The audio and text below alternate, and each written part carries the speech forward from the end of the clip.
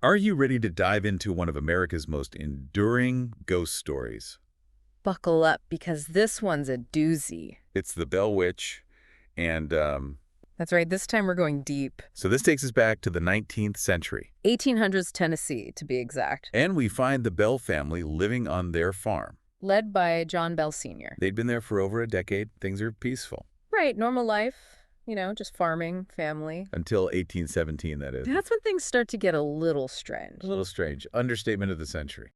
But before we get to the actual haunting, we're going to take a look at the Bells' lives before things got spooky. Kind of set the stage, so to speak. Exactly, yeah. It's like piecing together a puzzle. We need all the background info we can get to understand what was going on. So let's start with 1817. What was going on in America, specifically Tennessee, during that time?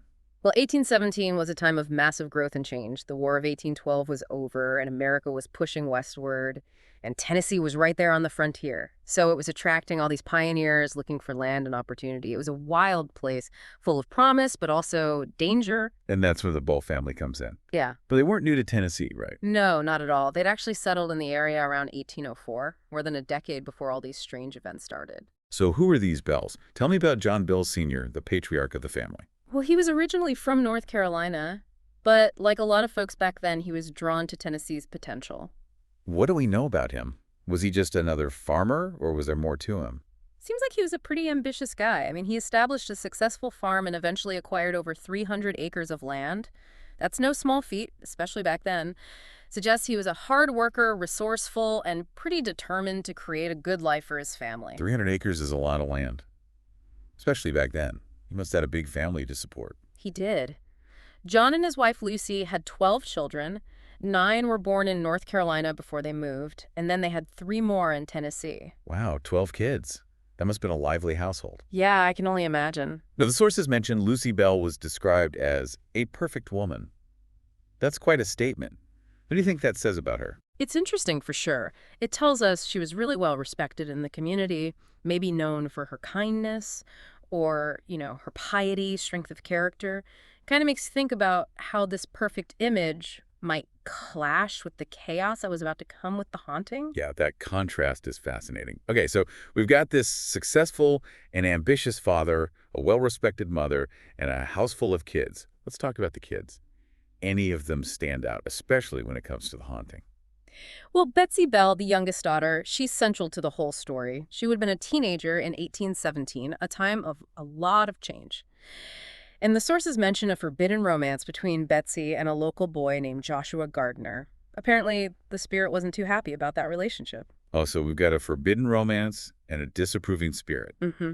That sounds like a recipe for disaster. It definitely adds another layer to the story, yeah. We'll have to dig into that later for sure. Yeah. But before we get ahead of ourselves, let's step back and picture the Bell homestead.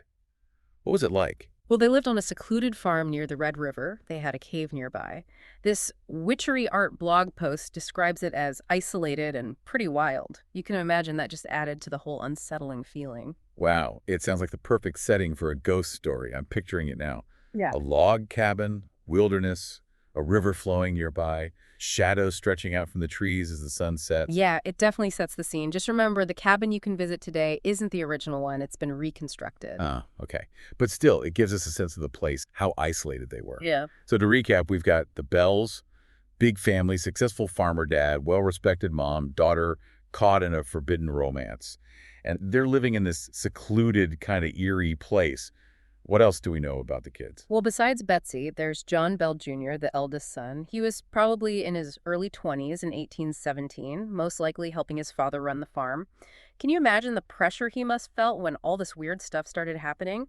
Not only trying to protect his family from whatever this thing was, but also trying to run a farm and support his younger siblings. Yeah, that's a lot for someone in their early 20s. What about the others? Well, there was Richard Williams Bell. He actually provided some of the earliest written accounts we have of the haunting, so his perspective is going to be really valuable as we get deeper into this. And then there's Drew Bell. He reportedly had a run-in with some kind of gigantic bird early on.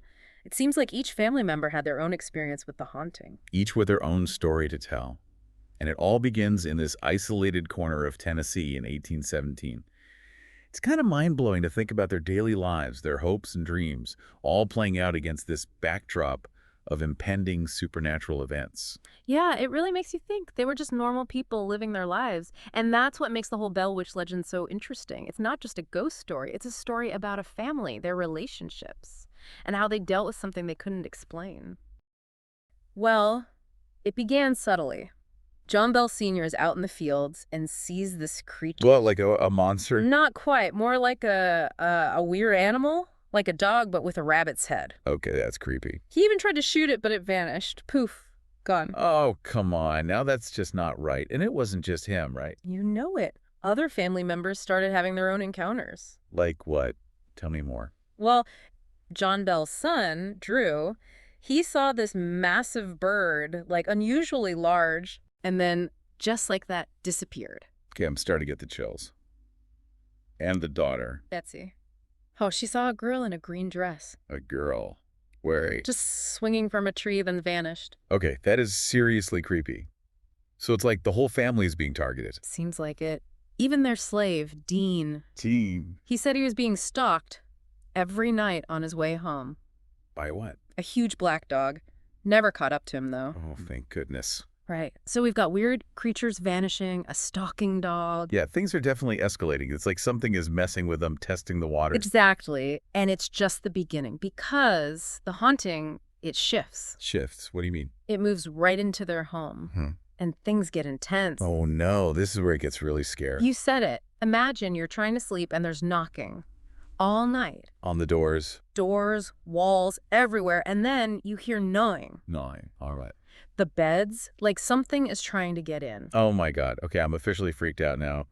And it gets worse. Oh, yeah. There's sounds of dogs fighting. Like invisible dogs. Invisible dogs. And chains dragging. This is like straight out of a horror movie. But John Bell Sr., wasn't he affected directly too? Right. This force, it wasn't just making noises. John Bell Sr. started having these episodes. He couldn't speak. Like his mouth was paralyzed. Oh, that's horrible. It's Yeah. like it was targeting him specifically. Yeah, and you know, John Bell Sr., he loved to talk, debate, so this was torture for him. Oh, absolutely. But you know who really suffered the most? Betsy. That poor girl. She was tormented constantly. Sheets ripped off the beds while they slept. Scratched, slapped, pinched. No way. Yeah, even pricked with pins. This entity sounds downright malicious. Like it enjoys inflicting pain. But the Bell family, they didn't just sit there and take it, right? They reached out for help. Well, they turned to a friend, James Johnston. And what did James Johnston do? Just offer words of comfort? He did more than that. He stayed the night. At the Bell house. Brave man! He wanted to see for himself, and well, he definitely saw. Experienced it all firsthand. Confirmed it wasn't just the Bell's imagination. So it wasn't all in their heads. This was real. What did he think it was? He said it was a spirit. Just like in the Bible, he said. The spirit. So that's where the whole Bell Witch thing starts. You got it. Word spread like wildfire. Remember, no social media back then. So it was all word of mouth. And I bet each telling got a little more dramatic. Oh, for sure. So the Bell Witch is becoming a legend. People are coming from all over to see this thing. It was sensation. And then the entity, it starts talking. Yeah, that's when things take a turn for the truly bizarre. Okay, I got to hear this. What did it say?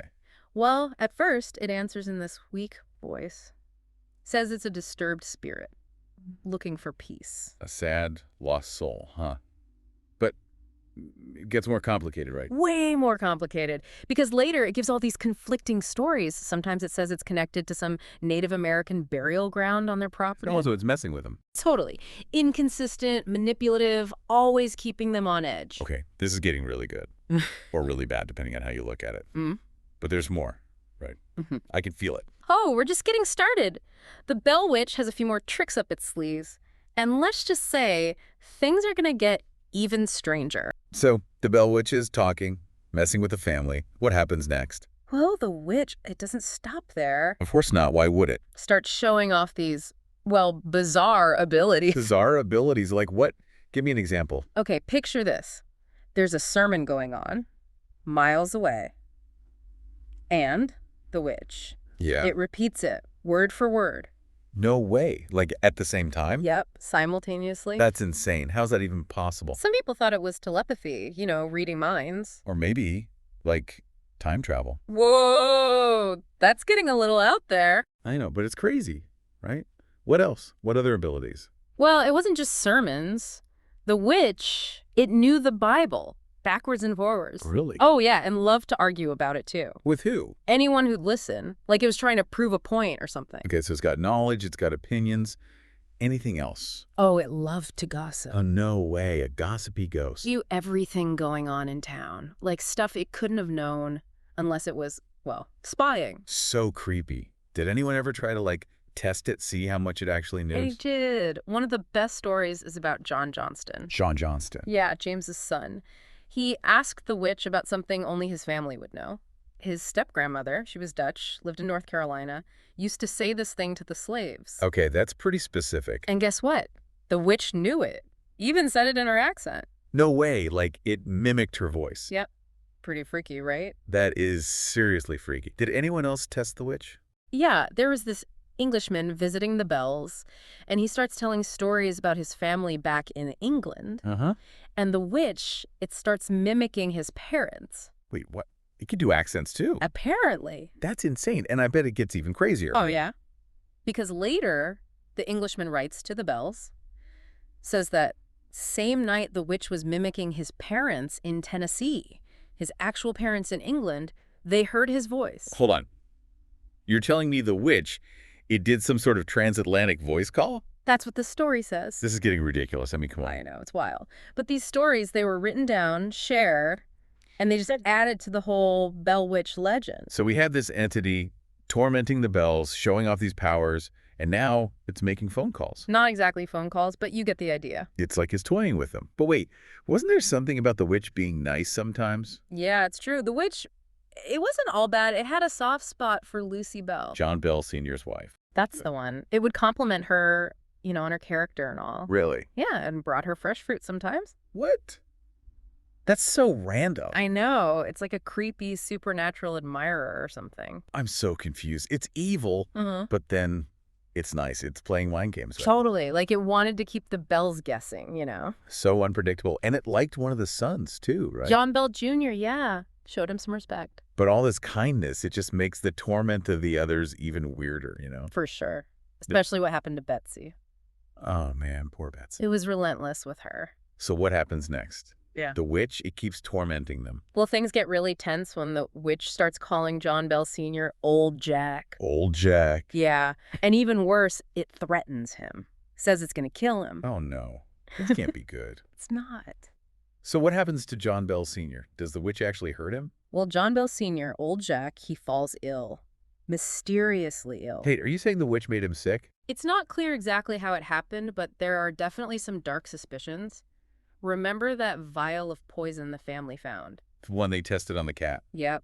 That poor cat died instantly. Oh, that's awful. And when you consider the witch's threats, well, let's just say it doesn't look good for John Bell Sr. So the witch threatened John Bell Sr., and then he got sick, and there was that poison. What happened next?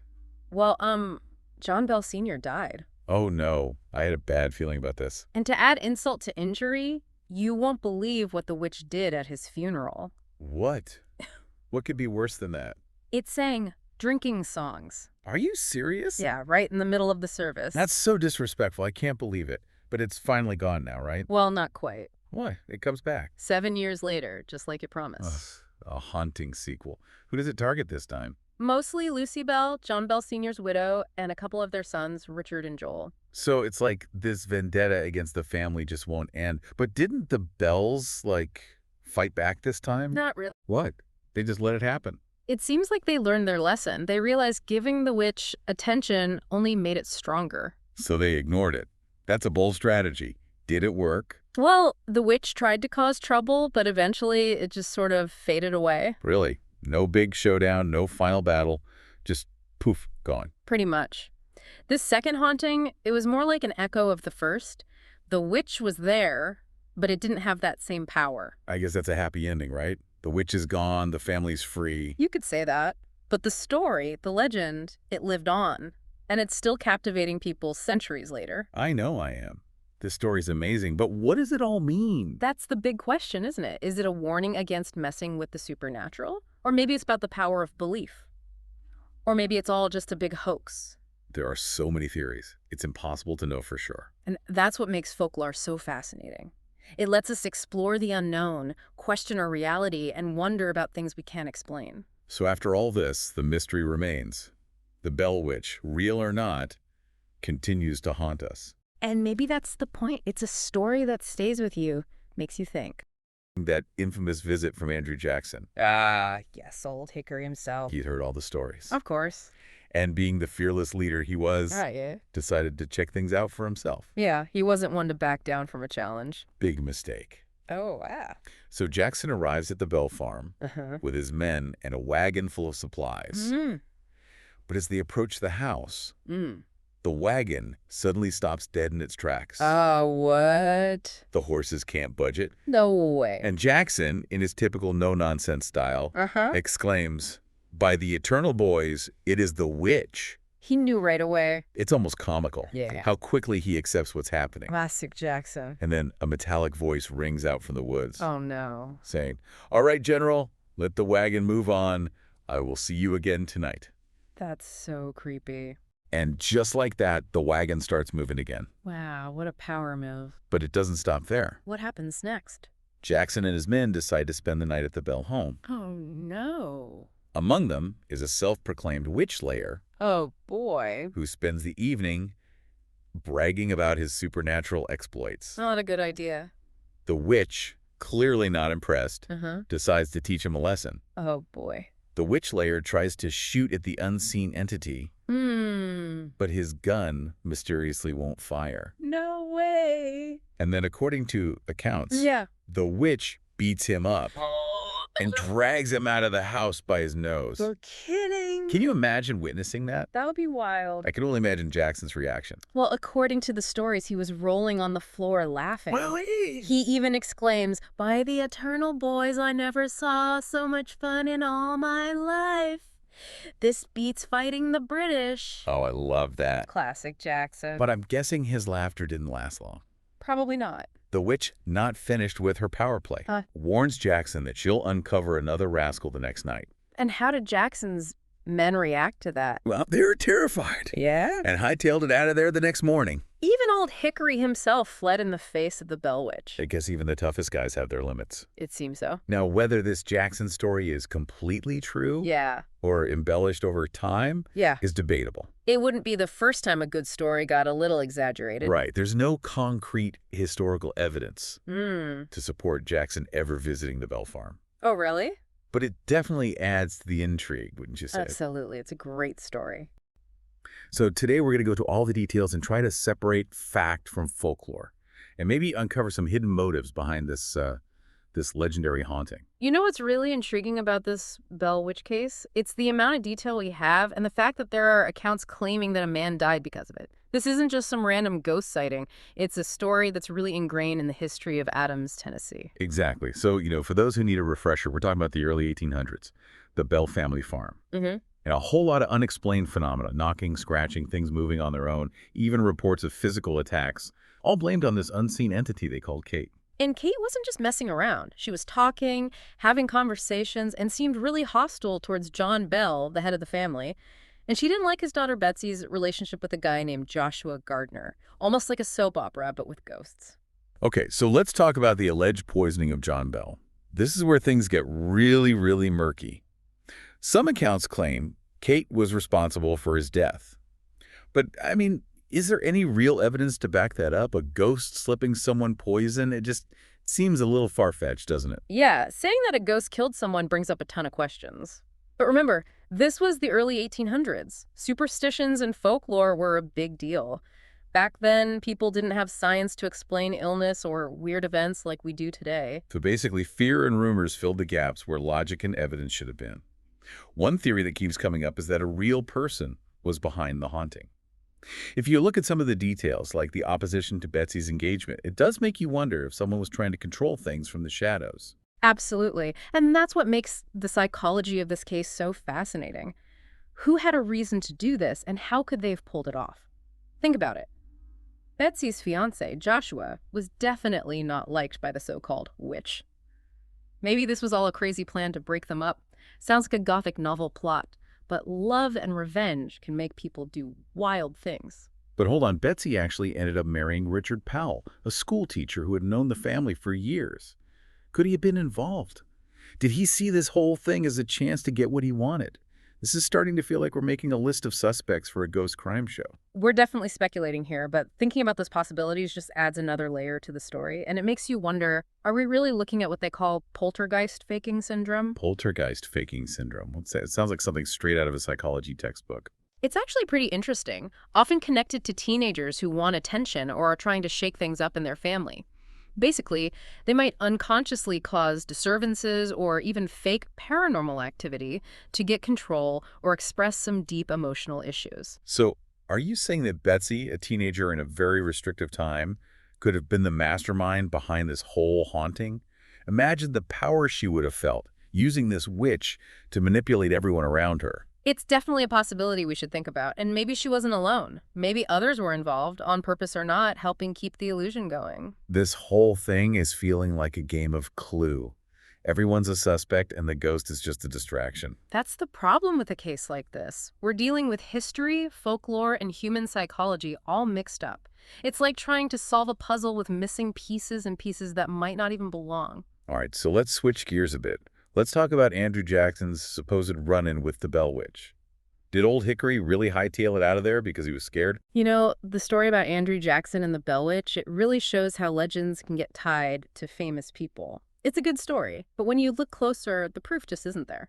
Jackson never wrote about it himself, and the historical records have gaps, so it's hard to say for sure. So you're saying this Jackson thing could have been added later? Like a way to make the story more exciting? Right. It's like legend tripping, you know? Famous people get attached to ghost stories, whether it's true or not. It makes it more interesting and people are more likely to believe it. Okay, let's get back to those sources you guys sent in.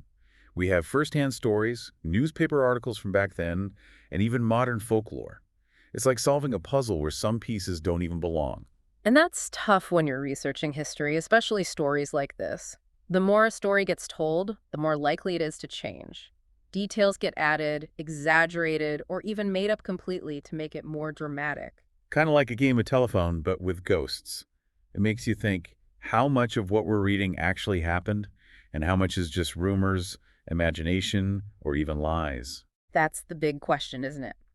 We have to remember that people in the early 1800s, they saw the world differently than we do now. Witchcraft, spirits, all that supernatural stuff, it was normal.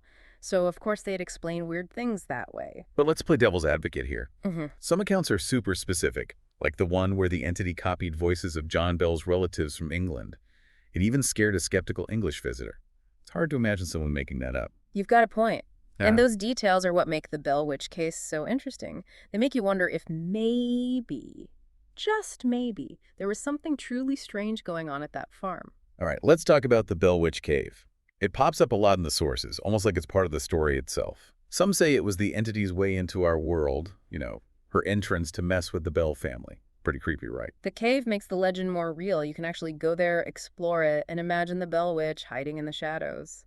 That connection to a real place just makes it more believable. Yeah, there are stories about a boy being saved from the cave by the witch, people today feeling something there, and even claims that animals won't go near it. It's like the cave holds all the fear and mystery of the Bell Witch. But here's where we need to be careful. Those stories are mostly from people passed down through generations, and they change over time. It's easy to see supernatural stuff in every weird noise or feeling, especially in the Bell Witch Cave where everyone expects it. I know what you mean. Yeah. It's like those ghost hunting shows, freaking out over every little sound in an old house. Our brains try to find patterns and reasons for things, and sometimes we see ghosts where there are none. Exactly. And that brings us back to the people in this story. We've been focused on whether it's a hoax or a real haunting, but we haven't talked about how it affected the Bells themselves. Imagine living with that kind of pressure, never knowing what the witch might do. It must have been incredibly stressful, especially for Betsy. The witch was fixated on her, hurting her physically and mentally, even trying to ruin her love life. Was she really a victim of something supernatural, or was she caught in the middle of some messed up family drama? It's sad to think about, and it makes you think about the lasting impact something like that could have. Did they ever really get over the witch? Did they ever doubt their own sanity, their grip on reality? Tough questions, and we might never know the answers. But they remind us that ghost stories aren't just about being scared. They're about fear, sadness, and trying to find meaning in things we don't understand. And they make us think critically about what we believe, how easily we can be influenced, and how our minds can trick us and also lead us to amazing discoveries. So, as we wrap up this deep dive into the Bell Witch, we're left with way more questions than answers.